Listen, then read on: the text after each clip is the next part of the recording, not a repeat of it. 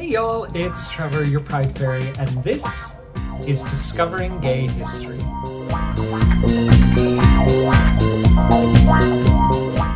Alright, so we got a new little setup. I call this the Gay Corner. Welcome. Today, we are going to talk about something a little serious. We're going to talk about gay panic. Alright, here we go. So gay panic, trans panic, and LGBTQ panic is a legal strategy that asks the jury to consider the victim's sexual orientation or sexual identity as a reason for violent crimes to happen, including murder. Now, we first saw gay panic, LGBTQ panic, homosexuality panic, it's named a lot of things, as a true and serious defense in court in the 1960s. When someone uses the defense of gay panic, LGBTQ panic, trans panic as a defense, they are claiming that the victim's sexual orientation or sexual identity is the cause of the crime, and that's the most dangerous part. Probably the case that we're most familiar with that used gay panic as a main point of their defense is the Matthew Shepard case. And in 1988, Matthew Shepard was murdered by two men. He was beat within an inch of his life and tied to a fence post in Colorado and left to die. His attackers attempted to use gay panic as a part of their defense. In the US alone, 41 states or US territories still allow gay panic as a viable defense in court. Many states have taken the chance to ban this as a defense, and California was the first state to ban gay panic. Now, an interesting thing about gay panic is that it's not usually used as a defense when the defendant's guilt is unquestioned.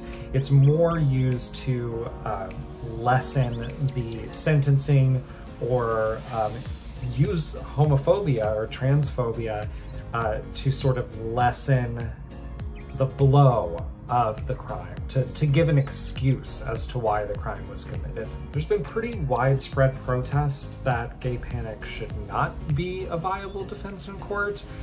As I said before, it's still used in court today. Now, there are three main ways that a defense attorney will use LGBTQ panic when mitigating a murder to manslaughter or justified homicide. Now, pardon me, I'm going to do some reading off of this document. I'm not a lawyer, so bear with me. They use it as a defense of insanity or diminished capacity. So they use it to say that because the victim was gay, that the assaulter lost the ability to think correctly. The second is defense of provocation, and this is claiming that what they call non-violent sexual advance is sufficient enough excuse for an attack or a murder. And the third reason is defense of self-defense. So the defense is saying because of the victim's sexual orientation or gender identity, the assaulter felt that their life was in danger or that they were about to experience bodily harm, so they acted in self-defense. In 2018, a bill was introduced to Congress that would ban LGBTQ panic as a defense, and unfortunately, it did not pass. If you're interested in learning more about what LGBTQ panic is or how you can help get the bans to start happening in your state or area, I encourage you to visit lgbtbar.org. They have a ton of resources and a lot of information about the history and the future of gay panic. And don't forget, if you can, donate to this week's fundraiser. I'd really, really appreciate it. And if nothing else, like, subscribe, and share this video. I'd really, really appreciate it.